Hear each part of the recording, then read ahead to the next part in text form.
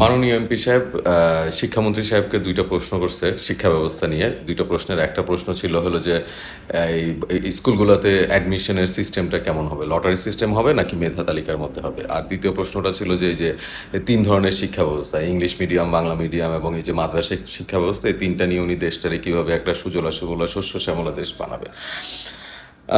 সুন্দর কোয়েশ্চেন, কিন্তু এটা আসলে খুব বেসিক কোয়েশ্চেন আমার কাছে মনে হয়েছে। প্রথম কথা হলো যে আপনি এই অ্যাডমিশন দিয়ে আসলে কি করতে চান এমপি সাহেব? আপনি তো আসলে জামাতের সাথে কাজ করতেছেন। আপনার প্রত্যেকটা প্রশ্ন আসলে এখন একটা পলিটিক্যাল অ্যাঙ্গেল থেকে দেখা উচিত।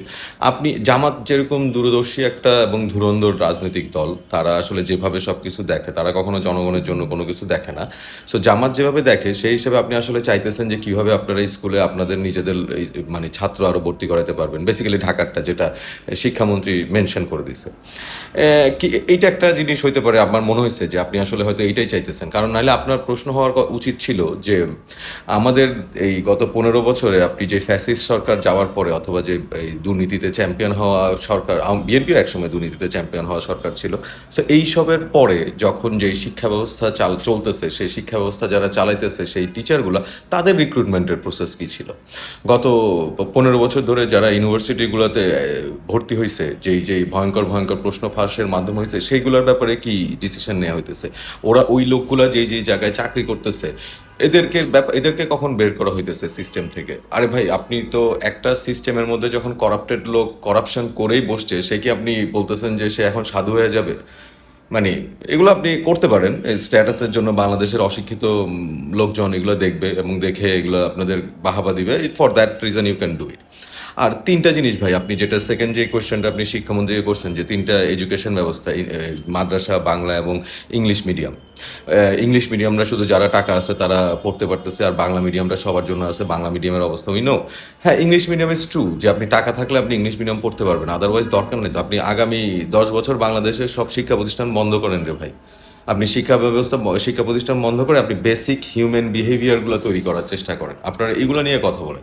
শিক্ষা ব্যবস্থা দিয়ে আপনি কী করবেন? আপনার চাকরি বাকরির কোনো জায়গা আছে? নাই। আপনার বেকার সমস্যা কমতেছে না। আপনি এইসব শিক্ষা ব্যবস্থার এইসব মানে নতুন নতুন চাকরি, নিজেদের লোক ঢুকানো, এইসব উদ্ভট খেলা আপনারা আরও পরে খেললেন।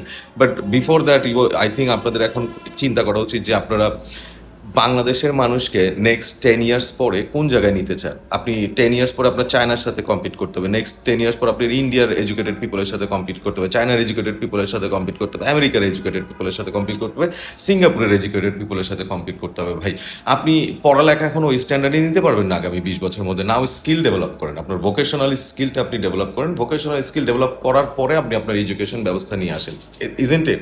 আর এর মধ্যে আপনি এই বিগত 15, 20, 30 বছর বয়সে যারা এইসব দুর্নীতির মাধ্যমে চুরিচামারি করে যারা টিচার হয়েছে, আপনারা তখন শিক্ষা নিয়ে দুইজন কাজ করতেছেন, আপনারা এই একটা ডেটাবেস বানান।